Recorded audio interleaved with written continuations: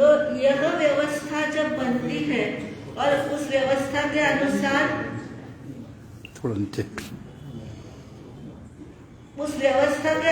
जब उसका उच्चारण होता है, तो बंधुओं जब उच्चारण होता है ना, तब हमारे पूरे एक एक हमारे चक्रा को वो क्या करता है, प्यूरिफाई करता है।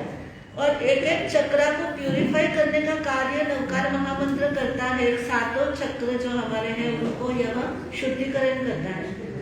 उसके साथ में जब हम जुड़ जाते हैं, जब हमारा मन उसके साथ जुड़ जाता है, तो फिर उस चक्र को क्या होती है, सुविधा हो जाती है। उस चक्र का जो इम्बैलेंसमेंट होता है, या यूं कहे कि अव्यवस्थित हो जाता है, पूरे दिन के हमारे जो कार्य वो गतिविधियां चलती है, उसके कारण से हम कभी राग द्वेष के अंदर चले जाते हैं, तो उससे क्या होते हैं, चक्र इम्बैलेंस हो जाते हैं। तो उसका जो मंत्र का प्रभाव होता है, उससे फिर धीरे धीरे वो चक्र बैलेंस के अंदर आने लगते हैं, और उससे कई तरह के रोग भी क्या होते हैं, ठीक हो जाते हैं। बहुत सारे बाधाएं उससे दूर हो जाती है। इसलिए समय का दान देने की बहुत बड़ी जरूरत है। हमारे यहाँ पर हर व्यवस्थाएं है, लेकिन हम उसको पूरा इन्वॉल्वमेंट हो, पूरी तल्लीनता से करें और उसके अंदर पूरा 100% दे, यही हमारे लिए बहुत जरूरी होता है। तो नवकार महामंत्र का जाप करने वाली हमारी सभी बहनों को हम बहुत बहुत धन्यवाद देते हैं, बहुत बहुत साधुवाद देते हैं कि वे क्या कर रहे हैं, इस मंत्र की आराधना के अंदर अपना समय दे रहे हैं। तो तल्लीनता भी आ जाएगी तो क्या हो जाएगा, आपका बहुत कुछ आपको मिल सकता है। तो उसका जाप अच्छी तरह से चलता रहे। रोग शोक को दूर भगावे, जन्म जरा के दुख मिटावे। रोग शोक को दूर भगावे, जन्म जरा के रोग मिटावे। भव दुख भंजन हार मनवा, मंत्र जपो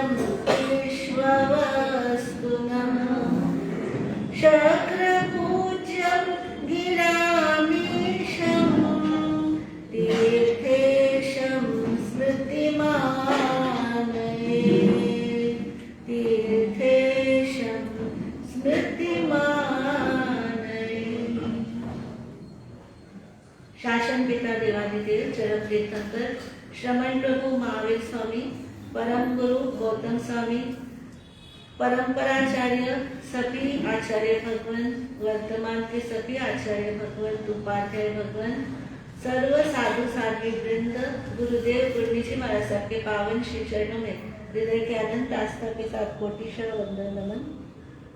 उपस्थित धर्म श्रद्धालु, यशवंतपुर के और अन्य स्थानों से, आसपास से आए हुए समस्त श्रावक श्राविकाओं, भाइयों एवं बहनों, आज का विषय रखा है जिनवाणी की गंगोत्तरी।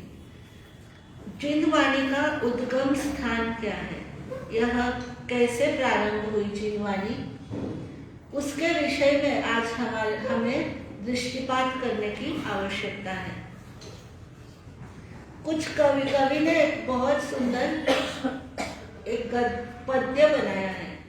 वीर हिमाचल से निकली गौतम के ज्ञान की रंग रही। तो यह उद्गम स्तोत्र जो है वो इससे है, भगवान महावीर स्वामी से यह वाणी खिरी है। इस अवसर्पिणी काल के इस पंचम आर्य के अंदर हम जिस शासन के अंदर विद्यमान है, जिनके शासन के आचार धर्म का पालन कर रहे हैं, वो है 24वें तीर्थंकर परम प्रभु महावीर स्वामी। तो भगवान महावीर स्वामी ने जब केवल ज्ञान को प्राप्त किया था, कौन से स्थान पर उनको केवल ज्ञान हुआ था, आपको ही बता सकते हैं। और कौन सी नगरी में? अपापा नगरी के अंदर उन्होंने रिजु बालिका नदी के तट पर केवल ज्ञान केवल दर्शन प्राप्त किया। और वैशाख शुक्ला दशमी के दिन उनको क्या हुआ? केवल ज्ञान और केवल दर्शन प्राप्त हुआ। तीर्थंकर प्रकृति का बंध होने के कारण से तीर्थंकरत्व उनके अंदर प्रकट हो गया। तीर्थंकरत्व प्रकट होने के बाद 34 अतिशय 35 वाणी के जो गुण हैं वो प्रकट होते हैं। देवताओं के द्वारा समवसरण की रचना की जाती है, अर्थात उनकी धर्म सभा के लिए क्या किया जाता है? एक तैयारी की जाती है। जैसे आप लोग यहाँ पर हमारे लिए तैयारी करते हैं कि एक स्टेज है या पाटा है, उसके बाद स्पीकर लगाया जाता है ताकि सबको सुनाई दे, उसी तरह की व्यवस्था देवता क्या करते हैं? समवसरण की करते हैं। और भगवान की वाणी जो है वो 4-4 कोस तक सुनाई देती है, यानी लगभग 12 किलोमीटर तक आजू बाजू में उनकी दिव्य देशना पहुंचती है। तो यह दिव्य ध्वनि जो है भगवान की और उनके आगमन की देव दुंदुभी के द्वारा, जैसे आप लोग आजकल लाउड स्पीकर लगा करके या व्हाट्सएप मैसेजेस से क्या करते हैं? मैसेज देते हैं। तो उस समय देवता क्या करते हैं? देव दुंदुभी बजाते हैं, जिससे कि पूरी नगरी में पता चल जाता है कि तीर्थंकर परमात्मा का पदार्पण हुआ है। और उसके बाद में जब समवसरण की रचना होती है तो सबसे ऊंचाई पे भगवान होते हैं, यानी 20,000 पंक्तियां होती है समवसरण पर चढ़ने के लिए। 12 तरह की वहां पर व्यवस्थाएं होती है। जैसे यहाँ पर आपके हॉल के अंदर 2 प्रकार की व्यवस्था है, एक तरफ जेंट्स बैठेंगे, एक तरफ लेडीज बैठेगी। लेकिन भगवान के समवसरण में जो व्यवस्था होती है वहाँ सभी के लिए करनी पड़ती है। जैसे केवल ज्ञानी की अलग सभा है, अवधि ज्ञानी की अलग सभा है, मनापरेम ज्ञानी की अलग सभा है, सामान्य साधुओं की अलग सभा है, साध्वियों की अलग है, वाणियंतर देव देवी आते हैं उनकी अलग व्यवस्था है, वैमानिक देव देवी आते हैं उनकी अलग व्यवस्था है। फिर पहले जो गढ़ होता है उसके अंदर पशु पक्षियों के लिए भी वहां पर भी उनकी भी व्यवस्था है। तो ऐसे 12 तरह की क्या होती है? अलग अलग सभाएं जुड़ी हुई होती है। और तीर्थंकर परमात्मा सिंहासन के ऊपर है, किसके? स्फटिक सिंहासन के ऊपर। और उनके ऊपर 3 छत्र होते हैं और उनके शरीर से 12 गुना ऊंचा अशोक का वृक्ष होता है। यह सब उनकी तीर्थंकर प्रकृति के पुण्य बंध के कारण से होती है। जब तीर्थंकर परमात्मा का स्वर्ग मोक्ष गमन होता है, जब पावापुरी से अंतिम चातुर्मास के बाद में तीर्थंकर परमात्मा का क्या हुआ था? महावीर स्वामी भगवान का जब निर्वाण हुआ तो उनके निर्वाण के साथ ही यह सारी विभूतियां क्या हो जाती है? विलीन हो जाती है। देवता उसका नहीं करते हैं। उसकी तरह जो व्यवस्थाएं होती है, केवल ज्ञानी होते हैं। इंद्रपुटी गौतम स्वामी को क्या हुआ था? केवल ज्ञान केवल दर्शन प्रकट हो गया था भगवान महावीर के निर्वाण के साथ ही। जैसे ही उनको खबर पहुंची गौतम प्रतिपदा को सारी बातें होती ही है, इसलिए यहाँ पर आज हम नहीं करना चाहते, लेकिन वो परंपरा कैसे चली ये हम बताना चाहते हैं कि यह जब भगवान महावीर का निर्वाण हुआ तो उसके साथ ही क्या हो जाती है? ये सारी जो देवताकृत जो आयोजक होते हैं, देवता वो सारा आयोजक वो नहीं रहते हैं।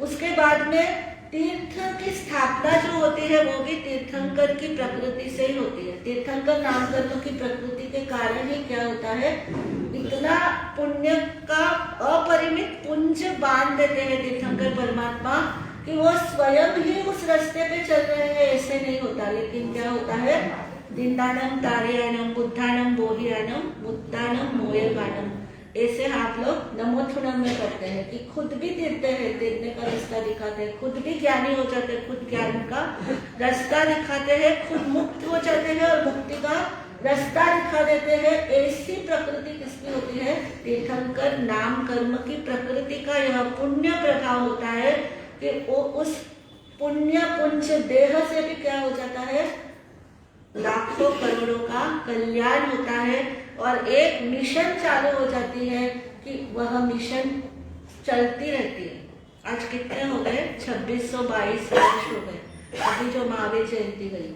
भगवान महावीर के निर्वाण को, और इतने लंबे समय तक उनका जो मिशन है वो चल रहा है।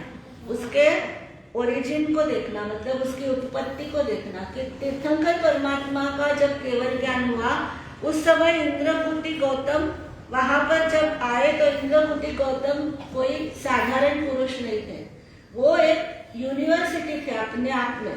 मतलब उनको चारों वेद, ऋग्वेद, यजुर्वेद, सामवेद और अथर्ववेद, चारों वेद के और वेदांगों के, वेदांग यानी वेद के ऊपर बने हुए जो अंग है उसके भी बहुत अच्छे ज्ञाता थे।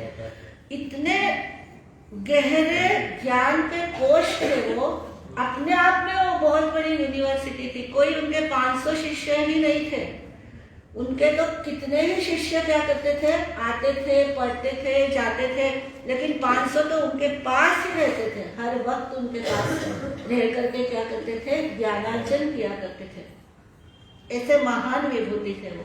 और उस महान विभूति को जब पता चला कि मेरे से महान विभूति कोई है, तो एक बार तो उनको ठेस पहुंचती है, क्योंकि उन्होंने जब 25 वर्ष तक ब्रह्मचर्य आश्रम में रहकर के ज्ञानार्जन किया, उसके बाद 5 वर्ष तक वो वापस जितने भी शास्त्रार्थ थे वो बड़े बड़े दिग्गज पंडितों के साथ उन्होंने वाद विवाद और शास्त्रार्थ किया था। और इसलिए उनको पूरा कॉन्फिडेंस था कि मेरे जैसा कोई भी बुद्धिमान इस भारत भूमि के ऊपर नहीं है। और जब वो दिव्य देव विमान उतर रहे थे तो वो सोमिल से बोलते हैं, जो यज्ञ आयोजन करते हैं ना, सोमिल ब्राह्मण से, वो कहते हैं कि सोमिल आज का यज्ञ बहुत ही सफल रहा, क्योंकि आज देखो देवता भी क्या कर रहे हैं, विमानों से आकाश से आ रहे हैं। तो जब वो नजदीक आकर के यज्ञ मंडप से आगे गुजर गए तब उनको क्या होता है, समझ आती है कि ये हमारे लिए नहीं और कोई है यहाँ पर। तो वहां पर जब वो पहुंचते हैं भगवान महावीर के स्वामी के पास में, तो कितनी कितनी बड़ी बात है गौतम स्वामी की कि उनका अभिमान क्या हो जाता है, पूरा बिगड़ जाता है। कहते हैं दिगंबर परंपरा के अंदर कि एक मानस स्तंभ होता है समूह शरण के साथ ही, जब एंटर होते हैं ना तो एक मान स्तंभ होता है बहुत बड़ा, उसको देख कर के ही क्या हो जाते हैं, मानियों के मान विसर्जित हो जाते हैं। तो इस तरह से जब इंद्रपुटी गौतम जब आए तो पहले ही उनका मन क्या हुआ, एकदम से वो अंदर से वो भावुक हो गए थे कि सचमुच में ये कोई ऐसा वैसा महापुरुष नहीं है, इस महापुरुष से तो मुझे कुछ मिल सकता है। और जब उनकी बुद्धियां सुलझ गई, जिन आत्मा के अस्तित्व के विषय में उनको शंका थी, इतने बड़े विद्वान होने के बावजूद भी उनको ये डाउट था कि आत्मा एग्जिस्ट करती है क्या, आत्मा है क्या, आत्मा सचमुच में एक द्रव्य है क्या इस संसार के अंदर, ये शंका उन्होंने किसी को नहीं कही थी। जब भगवान ने स्वयं उनकी शंका को उठाया और उनको कहा कि ये द्रव्य स्वभाव आत्मा का है, क्या है, शाश्वत स्वभाव आत्मा का है कि वह द्रव्यों को धारण करती है, शरीरों को धारण करती है, परिवर्तनों को प्राप्त करती है, लेकिन आत्मा के रूप में कहीं भी नहीं मिट नहीं सकती है। जिसे शस्त्र काटे न अग्नि जलाए, जिसे शस्त्र काटे न अग्नि जलाए, गलाए न पानी हवा न सुखाए, गलाए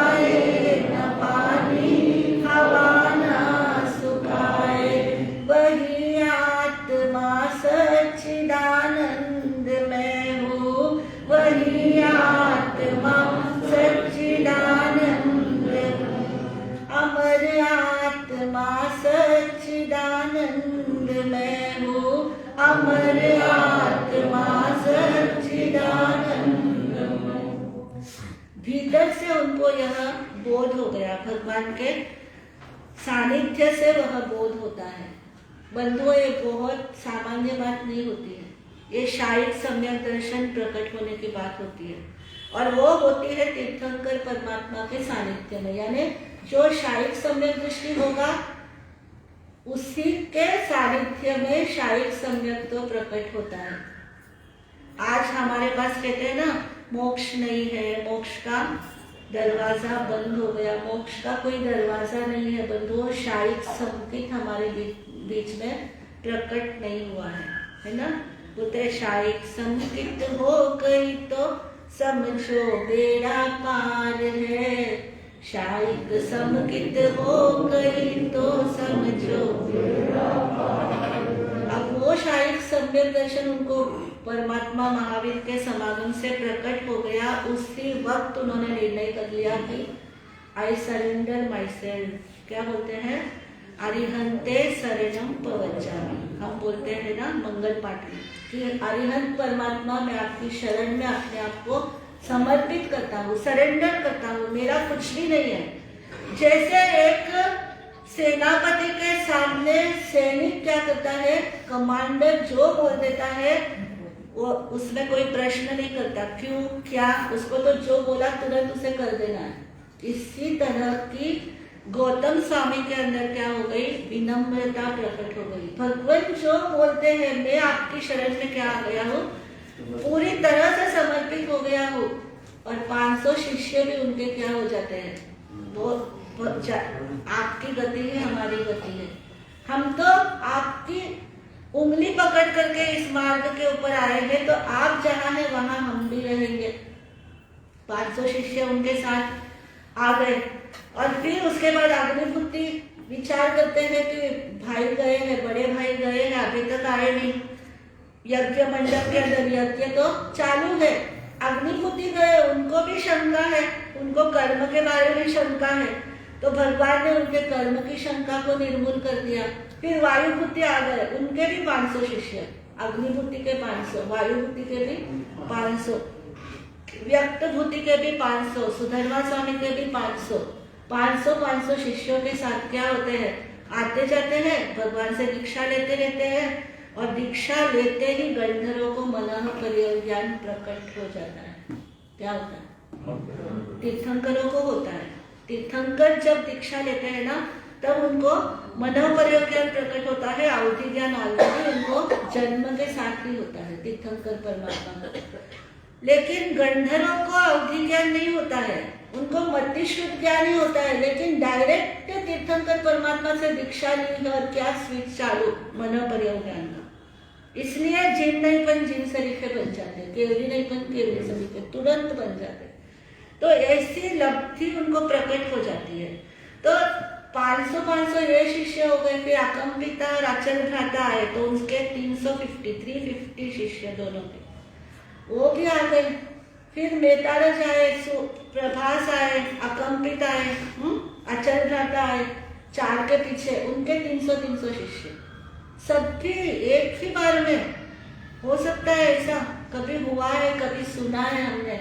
नहीं, किसी भी जगह नहीं सुना। सिर्फ तीर्थंकर परमात्मा का यह अद्भुत उनकी पुण्य प्रकृति होती है कि एक ही बार में, एक ही देशना में क्या हो जाते हैं, सबके सब दीक्षित हो जाते हैं, ज्ञानवान भी हो जाते हैं, मनोपर्य ज्ञान भी प्रकट हो जाता है। तो बोलते हैं कि ये जो इंद्रमुति गौतम आए, जब ये गंधर आए ना, तीर्थंकर परमात्मा है ना, केवल ज्ञानी केवल दर्शी, वो सब कुछ देखते हैं। उन्होंने देखा कि 9 गंधर्वों की आयु क्या है, छोटी है।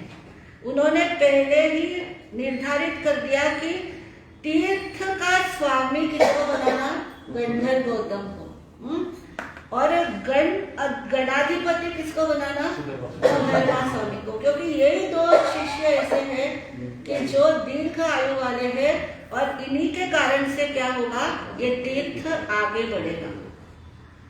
ये आपको कथा पता है, लेकिन इस कथा का जो ओरिजिन है, मतलब तीर्थंकर परमात्मा ने स्वयं ऐसा किया, स्वयं कि तीर्थ की नायकत्व इंद्रभूति गौतम को दे दिया। इसलिए तुरंत ही जब तीर्थंकर परमात्मा समोसरण में देशना दे करके जाते हैं, उसके बाद ही उनको अथॉरिटी मिल जाती है गौतम गंधर्व को कि वो बैठ करके क्या कर सकते हैं, भगवान की वाणी का विवेचन कर सकते हैं। शासन चलता है तो ज्ञान, पूर्ण ज्ञान दर्शन चारित्र से ही चलता है। मतलब पहले आचाराम सूत्र का जैसे तीर्थंकर परमात्मा ने प्रवर्तन किया, गंधर्व इंद्रभूति गौतम पहले आचाराम सूत्र बनाए। भगवान तो अर्थमयी वाणी बोलते हैं। नंदी सूत्र के अंदर आता है अर्थम भासई तीर्थयरा सुत्तम गंधंती गणहरा न्यूना, यानी निपुण बुद्धि से गणहरा सुत्तम गुंथंती, सूत्र गुंथते हैं। यानी अर्थमय वाणी तो बहुत विस्तृत होती है, डिस्क्रिप्टिव होती है। उस वाणी को थोड़े में जब बोला जाता है तब वह सुरक्षित रहता है। सुरक्षित रखने के लिए क्या करना पड़ता है, उसको फॉर्मूलाज बनाने पड़ते हैं। जैसे मैथमेटिक्स के फॉर्मूलाज है, केमिस्ट्री के फॉर्मूला, तो अलजेब्रा के फॉर्मूलाज होते हैं। तो फॉर्मूलाज से फिर धीरे धीरे क्या करते हैं, पूरा सॉल्व करते हैं, पूरा गणित का पूरा सॉल्यूशन देते हैं। इस तरह से गंधर्वों ने किया। तो गंधर्व क्या करते हैं, तीर्थंकर की वाणी का सूत्र रूप में गुंथन करते हैं।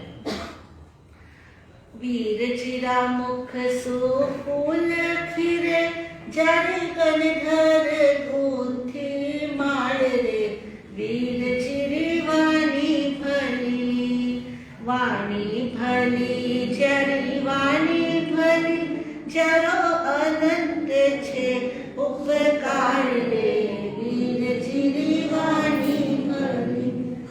अंग भी गुंथ्या उपांग भी गुंथ्या, अंग भी गुंथ्या उपांग भी गुंथ्या, गुंथ्या छे आगम सार रे, वीर चिरी वाणी भली।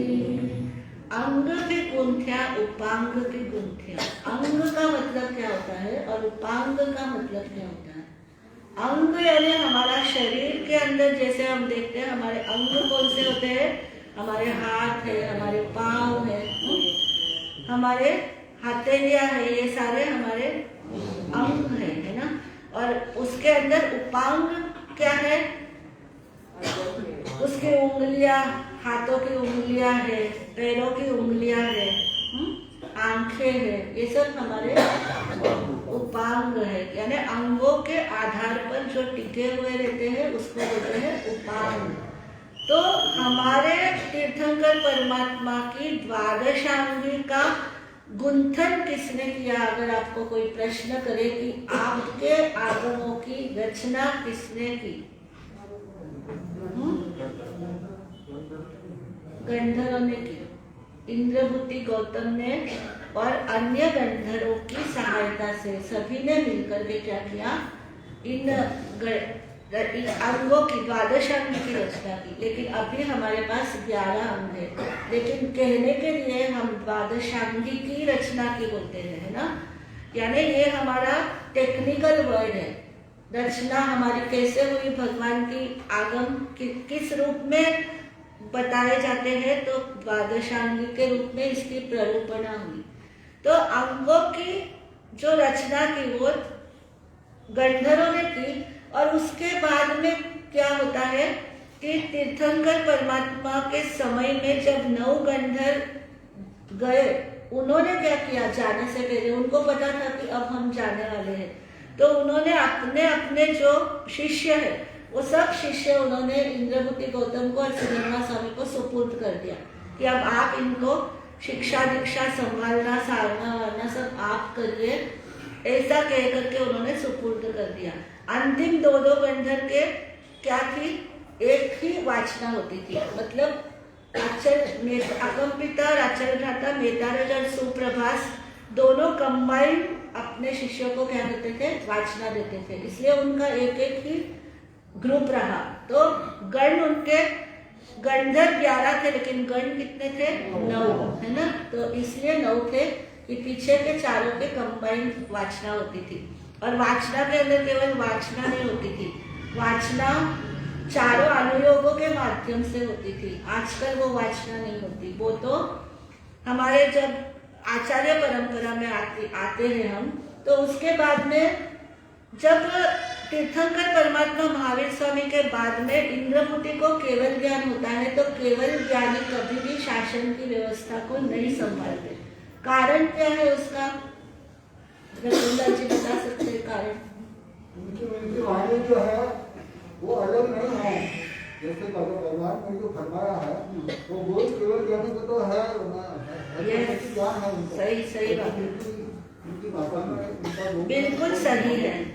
सही बात है कि केवल ज्ञानी जो होते हैं उनको भी तीर्थंकर परमात्मा जैसा ही ज्ञान है, और वो जब बात करेंगे तो ये नहीं बात करेंगे कि महावीर स्वामी ने ऐसा कहा है। वो ये कहेंगे कि मैं ऐसा देखता हूँ, मैं ऐसा कहता हूँ, और उनका पुण्य नहीं है कि वो शासन को चलाए, क्योंकि ये पुण्य प्रकृति तीर्थंकर परमात्मा की होती है। अगर हर केवल ज्ञानी की हो जाती थी तो फिर तीर्थ का और तीर्थंकर का कोई भी अर्थ ही नहीं रह जाता, कोई मीनिंग ही नहीं रहता, है ना। तीर्थंकर का ही शासन चलता है। ये अनादिकाल से ऐसा चला रहा है कि उनका शासन उनकी पुण्य प्रकृति से चलता है। अगर दूसरे केवल ज्ञानी उसकी प्ररूपना करने लग जाएंगे तो वो शासन की व्यवस्था अव्यवस्थित हो जाएगी। इसलिए केवल ज्ञानी क्या नहीं करते हैं? शासन की संचालन नहीं करते हैं। मतलब वो आचार्य पद के ऊपर रह करके, गणाधिपति के पद के ऊपर रह करके कभी भी शासन की बागडोर को नहीं संभाल सकते। इसलिए इंद्रमुति गौतम को तो केवल ज्ञान हो गया, 12 वर्ष तक रहे। बाद में भगवान का जब स्वर्ग निर्वाण हुआ ना, उसके बाद वो क्या रहे? 12 वर्ष तक, क्योंकि उनकी 92 इयर्स की उम्र थी। 50 वर्ष में भगवान के पास आए, 30 इयर्स तक भगवान के सानिध्य में कंटिन्यू रहने के बाद भगवान का निर्वाण हो गया। लेकिन इंद्रमुति गौतम को केवल ज्ञान होने के बाद 12 वर्ष तक वो वहां पर केवली अवस्था में रहते हैं, लेकिन वह शासन की बागडोर को नहीं संभालते। पहले गणाधिपति कौन बने? सुधर्मा स्वामी। तो सुधर्मा स्वामी ने ही द्वादशांगी को क्या किया? आगे बढ़ाया, और वो उनके योग्य शिष्य जम्बू स्वामी ने प्रश्न पूछे। जम्बू स्वामी की कितनी अच्छी कथा है ना। सुधर्मा स्वामी पधारिया जी, राजग्रही रे मान, श्रेणिक वांदन चारिया जी, जम्बू वांदन जाय, जम्बू कयो मान रे जाय, मत रे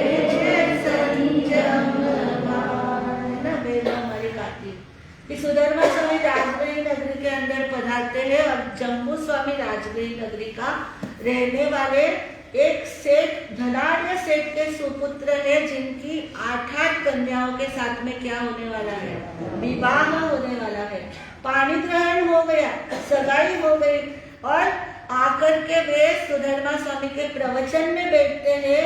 तो उनका प्रवचन सुनकर के, खड़े होकर के प्रवचन के बाद में ब्रह्मचर्य का आजीवन नियम ले लेते हैं, और घर आकर के माता पिता से कहते हैं पाणी ग्रहण हो गया, अभी सगाई क्या कर दो, तोड़ दो, क्योंकि मैं शादी करने वाला नहीं हूँ। लेकिन माता पिता का तो परम मोह होता है, तो वो सोचते हैं कि ये तो ऐसे ही कह रहा है, जब शादी होगी तो अपने आप बंधन में बन जाएगा, तो सारा भूल जाएगा। क्या सोचते हैं? खिचड़िया वैराग्य। खिचड़िया वैराग्य में क्या है मालूम है उसकी कहानी? पता है?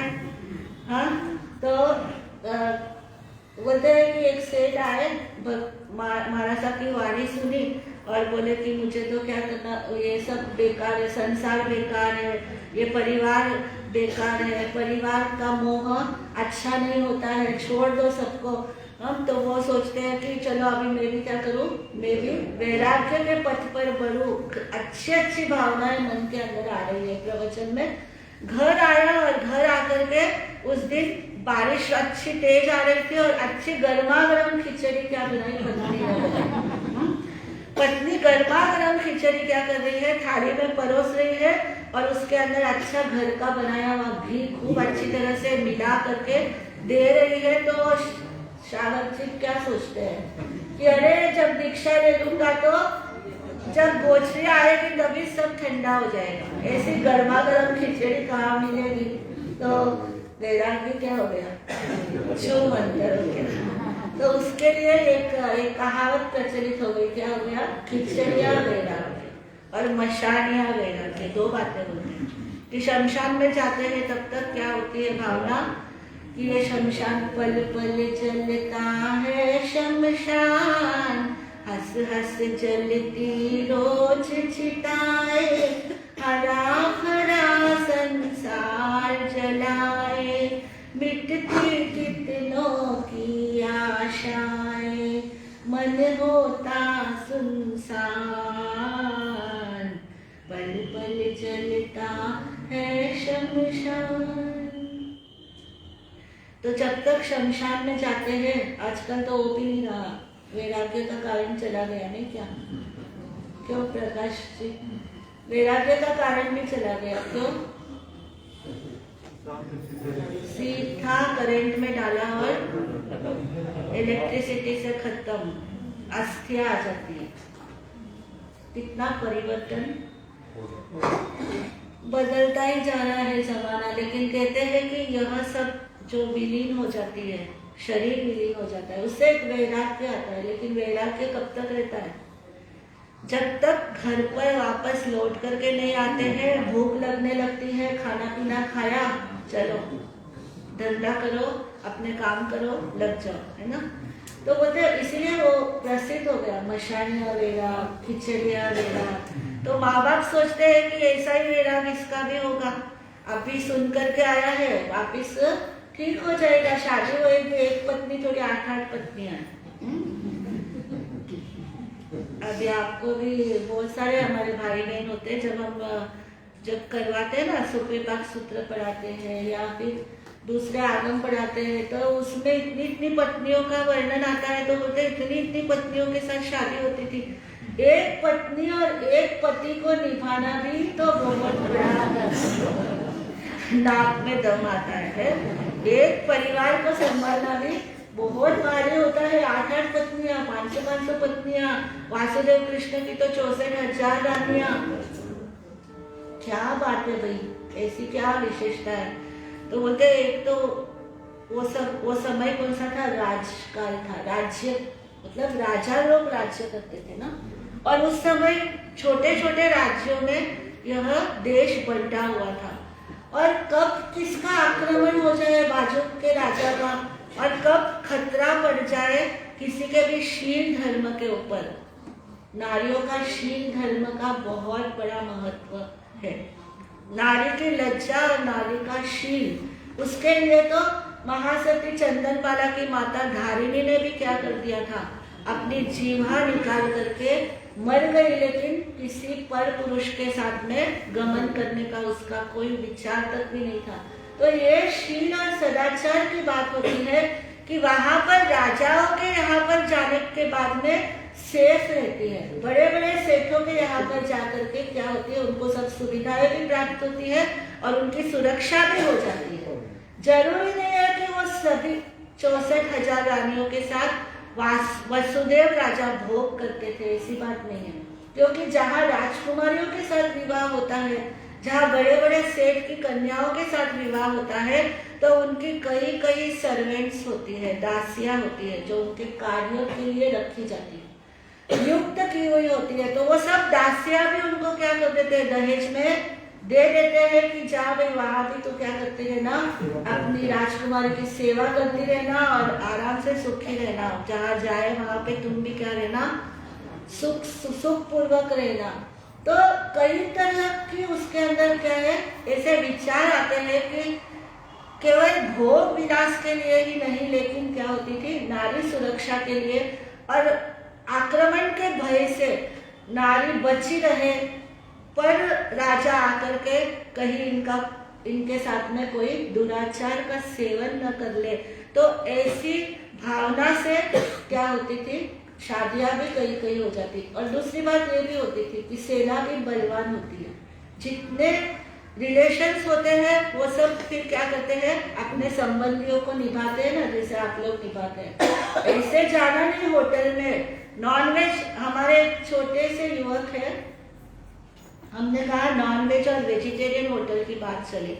हमने कहा जहाँ वेजिटेरियन होटल होता है वहां पर तो कोई डर नहीं होता, लेकिन जहाँ नॉनवेज और वेज की होटल होती है वहां पर क्या हो सकता है, एक घर में भी हम कभी कभी अनुभव करते हैं कि कोई फल कोचरी के अंदर आ गया तो उसमें प्याज की क्या होती है, स्मेल आने लगती है, क्योंकि जल्दी जल्दी में जिस चाकू से प्याज काटा था उसी चाकू से फ्रूट की कट कर दिए या वेजिटेबल्स की कट कर दी, तो उसकी भी क्या आ जाती है, स्मेल आ जाती। और जहाँ पर नॉनवेज, एक छोटा सा घर में भी ऐसी मुसीबत आती, और जब बड़े बड़े होटल में हो तो वहां पर क्या नहीं हो सकता है, सोचो ना, जल्दबाजी, कस्टमर आया है तो उसको देना, तो क्या नहीं हो सकता, वहां तो सब कुछ हो सकता है ना। तो एक बात बोली तो क्या बोला वो कि मैं तो नहीं जाऊंगा, मेरे फ्रेंड्स तक भी मुझे कोई प्रॉब्लम नहीं है, लेकिन मेरे जीजू आते हैं ना तो वो अगर लेकर के जाएंगे, कभी साल में 1-2 बार ही जाना पड़ता है, लेकिन अगर उनको कैसे मैं मना कर सकता हूँ, बोलो। डैजी बहन बन गए तो इसका मतलब तुम कैसे भी रहो, कैसे भी चलो, शर्मा शर्मी रहो। क्यों शर्मा शर्मी रहे भाई? अगर सच्ची रिलेशनशिप निभानी है तो अच्छी तरह से निभाओ ना। क्या केवल धर्म में, केवल कर्म में रिलेशनशिप निभानी, धर्म में रिलेशनशिप नहीं निभानी? क्या जब दो संबंधी आपस में जुड़ते हैं तो पूरी तरह से जुड़ते हैं ना एक दूसरे के साथ में, कि कुछ बातें मान लेना, कुछ बातों के लिए चल जाना, ऐसे आजकल तो नहीं चलता है, ऐसा चलता है, चलता होगा इसलिए बोलते हैं शायद, कोई आ गया हमको। तो हम कहते हैं कि भाई रिलेशनशिप रखो तो कर्म का ही नहीं रखो, धर्म का भी रखो ना, मजबूती रखो, अपने धर्म की भी मजबूती रखो। केवल खाने पीने के लिए क्यों छोड़ते हो? खाने पीने की तो कहीं भी व्यवस्थाएं हो सकती है, यहाँ नहीं तो और कहीं मिल जाएगी। जगह जगह आजकल सब स्टॉल लगे हुए हैं, सब चीजें मिलती है, लेकिन 5 स्टार होटल चाहिए जी, हमको तो अच्छा दिखने के लिए हाई फाई चाहिए जी, हाई स्टेटस का सिंबल है जी, हम बहुत अमीर है तो हम क्या दिखाएंगे, हम अच्छे होटल में ले जाएंगे जी। सब अच्छा है, स्टेटस अच्छा है बंधु, आपके पैसे भी अच्छे हैं, लेकिन धर्म वापस आपको, मनुष्य जन्म और आपके कर्म आपके साथ है, ये तो आपको ध्यान रखना पड़ेगा कि कर्म तो आपके पीछे पीछे चलेंगे, आप छोड़ो तो भी नहीं छूटेंगे, आप सोचोगे नहीं, आंखें बंद कर लो तो भी नहीं छूटेंगे, आप यहाँ से कहीं अमेरिका चले जाओ तो भी नहीं छूटेंगे, जो होना है वो यहाँ भी होगा, जो होना है वहां भी। तो बंधुओं, जब क्या हुआ, जम्बू कुमार की जब चली बात है ना, बात तो जम्बू कुमार की चल रही थी, तो जम्बू कुमार के लिए माता पिता सोचते हैं कि शादी हो जाएगी, 8 कन्याओं के साथ शादी हो जाएगी, तो एक से बढ़कर के एक कन्याएं हैं, एक से बढ़कर एक सुंदर है, एक से बढ़कर एक घराना एकदम अच्छा, फाइन, सुपर फाइन घराना, इनको देख करके ये क्या हो जाएगा, इसका वैराग्य चला जाएगा। लेकिन जम्बू ने मना करते करते भी उनकी शादी तय कर दी गई और उनके शादी भी हो गई।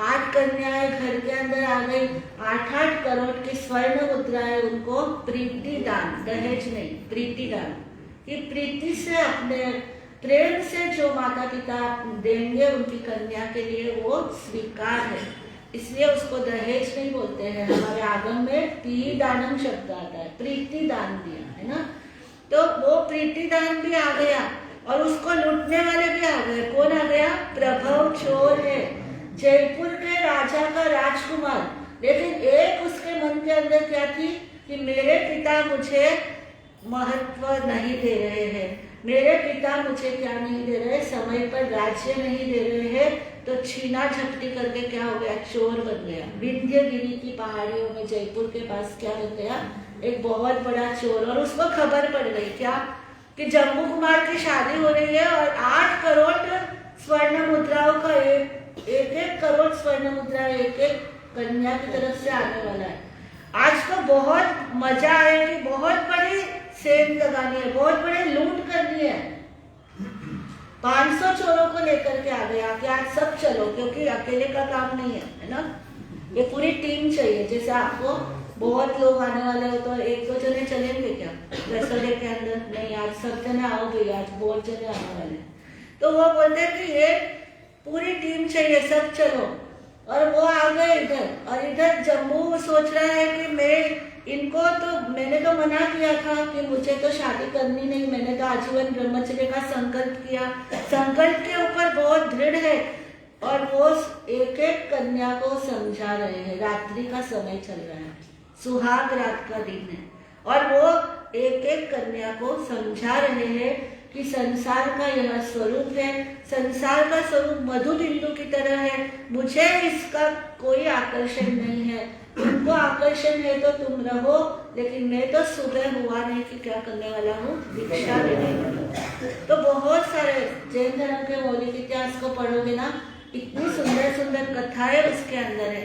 पत्नियां भी बहुत सारी कथाएं सुनाती है, और बहुत सारी बातों से उनको तर्क देती है कि आपका कर्तव्य पहले क्या है, पहले गृहस्थ जीवन को चलाना है। जैसे वेदों के अंदर कहा है ना, अपुत्रस्य गतिर्नास्ति, कहते हैं कि पुत्र नहीं हो तो सदगति नहीं होती। ये किसकी धारणा है? हिंदुओं की धारणा है। और तुम भी क्या करो, पहले तुम गृहस्थ जीवन का पालन करो, उसके बाद क्या कर लेना, दीक्षा धारण कर लेना। और ऐसे अकाट्य उत्तर, प्रश्न उत्तर चल रहे हैं एक एक कन्या के साथ जम्बू कुमार के, और वो प्रभु सुन रहा है कि ये क्या बातें कर रहे हैं। वो तो सभी को बोलता है तुम करो ये काम लूटने का, और मैं भी आता हूँ। और वो सुन रहे हैं किवाड़ से कि इनकी क्या बातें चल रही है। वो सोचता है कि अच्छी रंगीली बातें चल रही होगी, लेकिन जब वो सुनता है एक एक की वैराग्य की घटनाएं सुनता है, तो वो विचार उसके भी क्या हो रहे हैं अंदर ही अंदर, अरे ये जम्बू कुमार, एक तरफ तो मैं कि वो सब कुछ लूटने वाला हूँ, ये जम्बू कुमार को सब हाथों में आई हुई अथॉरिटी में, उसके अधिकार में सब कुछ आ गया, तो भी क्या कर रहा है, छोड़ के सुबह जाने की बात कर रहा है। और धीरे धीरे सुबह सुबह होते होते तक तो प्रभु का भी मन बदल गया। जम्बू का तो बदला हुआ था। 8 कन्याओं ने भी ठान लिया कि ये मानते ही नहीं है, तो हम क्या करें संसार में रह करके। सुबह तक उन्होंने डिसाइड कर लिया कि हम भी दीक्षा ले लेंगे। इधर प्रभु ने डिसाइड कर लिया, 500 चोरों को बोलते तुमने लूटा तो लूटा, मुझे इसमें कोई रुचि नहीं रही। और ऐसा भी कहते हैं कि उनको अवस्थापिनी निद्रा के कारण से और तालोदघाटिनी विद्या उनके पास थी, तो वो क्या करते थे, सभी को सुला भी देते हैं। चोरी करने के लिए जब जाते हैं तो सबको सुला, और तालोदघाटिनी की विद्या से कौन से भी ताले हो, किसी भी प्रकार के ताले हो, खोल सकते हो। इसलिए वो तो सब कर रहे थे, लेकिन कुछ ऐसा प्रभाव हुआ जम्बू कुमार के वैराग्य का कि सबके सब वहीं पे जहाँ से निकाल रहे थे धन, वहीं के वहीं चिपक के खड़े हो गए। प्रभव कहता है कि ये क्या हुआ, और 500 के 500 चोर कहते हैं कि ये क्या हुआ। उनके मन में भी क्या हो जाती है, वैराग्य की धारा बह जाती है। प्रभव जब कहता है कि मैं जा रहा हूँ, तो 500 कहते हैं हम भी छोड़ते हैं, हमको नहीं चाहिए ये सब। जैसे ही बोलते हैं कि वैसे ही उनके पाँव क्या हो गए, छिटके हुए निकल गए और वो छूट गए। तो वो बोले बाप रे, इतनी कमाल की ये जगह है, ऐसा कमाल का ये महापुरुष है जम्बू कुमार, और ऐसे महान ये प्रभव है हमारे कि इनके भावनाओं से क्या हो गया, यहाँ पर इतना बड़ा चमत्कार हो गया। तो सब कहते हैं कि हमको भी दीक्षा लेनी। कितने लोग तैयार हो गए, इतना सुंदर प्रोसेशन निकला राजगीर नगरी में। 500 तो प्रभव और 500 प्रभव उनका शिष्य बन गया जम्बू कुमार का। अभी तक तो दीक्षा भी नहीं हुई, क्या पुण्यशाली आत्मा है दीक्षा भी नहीं हुई अभी तक, और क्या हो गए 500 तो ये तैयार हो गए शिष्य, इधर 8 पत्नियां तैयार हो गई। 8 पत्नियों के माँ बाप को जब सुबह खबर पड़ी कि हमारी पुत्रियां दीक्षा धारण कर रही है, तो उनका मन भी क्या हो गया, द्रवित हो गया कि हम इतने वर्षों से संसार कर रहे हैं, इनका तो संसार भी शुरू नहीं हुआ और ये वैराग्य पथ के पथिक बन रहे हैं, तो हम संसार में क्या कर रहे हैं, किसके लिए कर रहे हैं। इनके लिए तो हम इनकी सुख सुविधाओं के लिए तो हम सब कर रहे हैं। वो 500 वो आठों के माता पिता भी तैयार हो गए। कितने लोग तैयार हो गए? 527 हो गए ना। ग्रह 500 चोर और 8 कन्याओं के 16 माता पिता, और ये 8 और 8 और 1 जम्मू कुमार, 528 हो गए।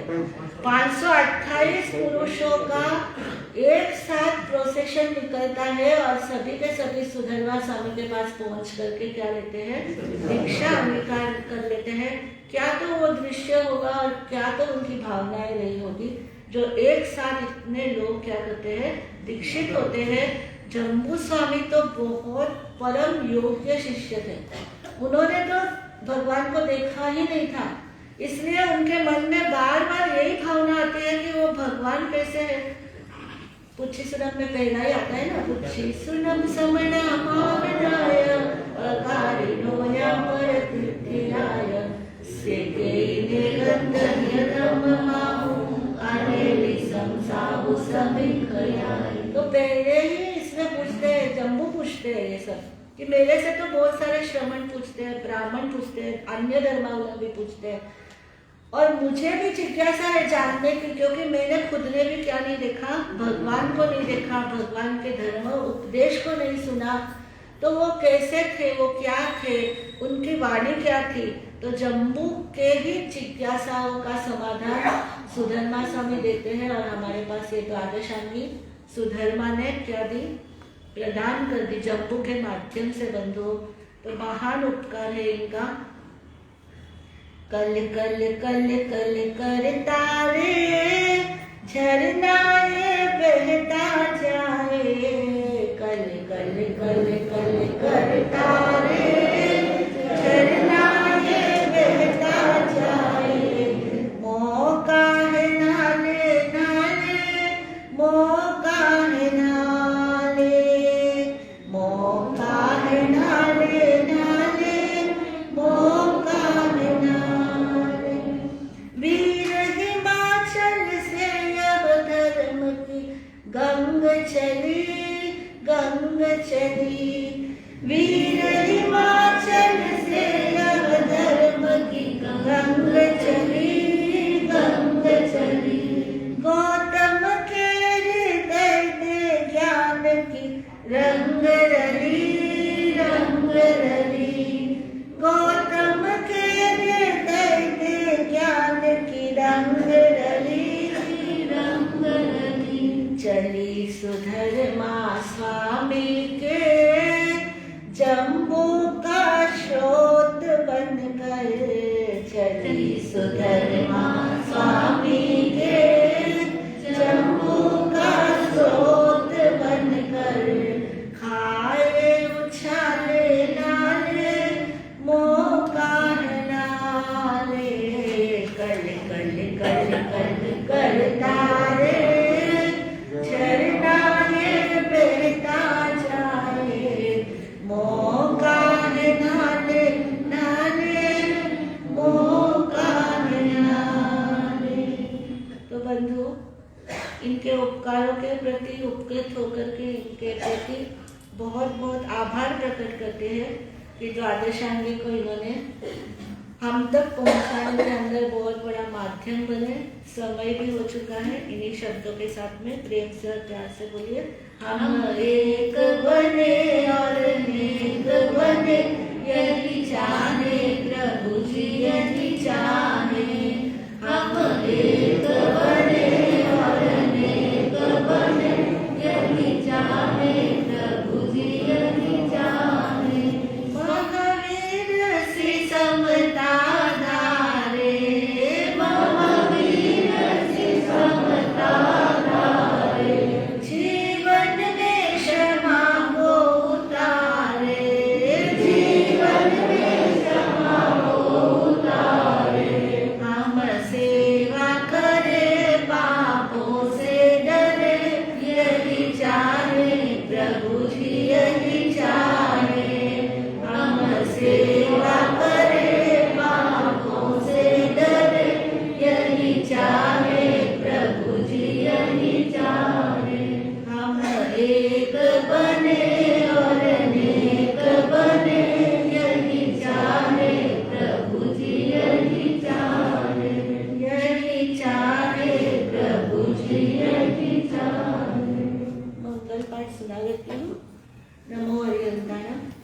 एतमानवासं चक्रवर्तीमहिषियो सन्ति सन्ति करेलोए पत्तो वेमनुत्तरम्।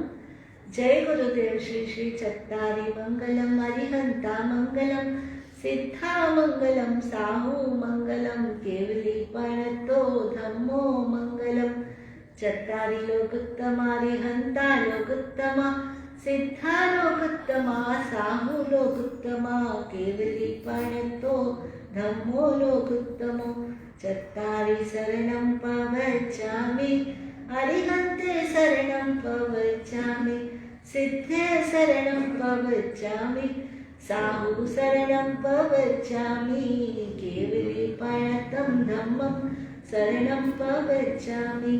चार शरण दुख हरण जगत में और न शरणा कोई होगा।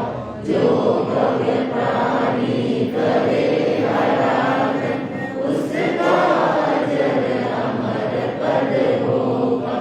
उसका सदा ही मंगल होगा। अंगुष्ठे अमृत बसे रवितना भंडार। श्री गुरु गौतम समरिये मनवांछित फलदाता। भावे पावन भाविये भावे कीजे दान। भावे धर्म राखिये भावे केवल ज्ञान। भावे पद निर्वाण। शासनपति श्री भगवान महावीर स्वामी के चरणों में कोटि कोटि वंदन नमन अभिवंदन। अत्र विराजित परम पूज्य गुरुमय डॉक्टर प्रतिभा श्री जी महाराज साहब, डॉक्टर प्रशंसा श्री जी महाराज साहब के पवित्र पावन चरणों में कोटि कोटि वंदन नमन। आज की धर्म सभा में उपस्थित सभी धर्म प्रेमी बंधुओं का, माताओं का, बहनों का श्री वर्तमान स्थानवासी जैन श्रावक हार्दिक स्वागत करता है, अभिनंदन करता है। बाहर गांव से पधारे हुए मेहमानों के लिए भोजन की व्यवस्था, दिन भर धर्म आराधना करने वालों के लिए, एकादशी करने वालों के लिए, आमिर करने वालों के लिए श्री संघ के चौके पर ऊपर रखी गई है। कृपया सरस भोजन करने के लिए बनाए। आज हमारे बीच में उपनगरों से काफी अतिथिगण पधारे हैं, उन सबका हम हार्दिक स्वागत करते हैं, अभिनंदन करते हैं।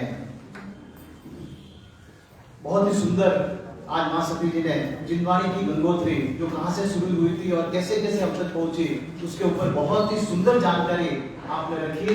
बहुत बहुत कृतज्ञता ज्ञापित करते हैं। प्रवचन के ठीक पश्चात अखंड महामंत्र नौगार का जाप रहेगा आधे घंटे के लिए। आप सभी बहनें जरूर जाप को व्यवस्थित ढंग से चलाएं और अपने अपने नाम सोमवार मंगलवार इस तरह से आप जरूर लिख लें। महिला मंडल से निवेदन है, आज दोपहर में 2:30 से 3:30 बजे तक यंगस्टर बहुओं के लिए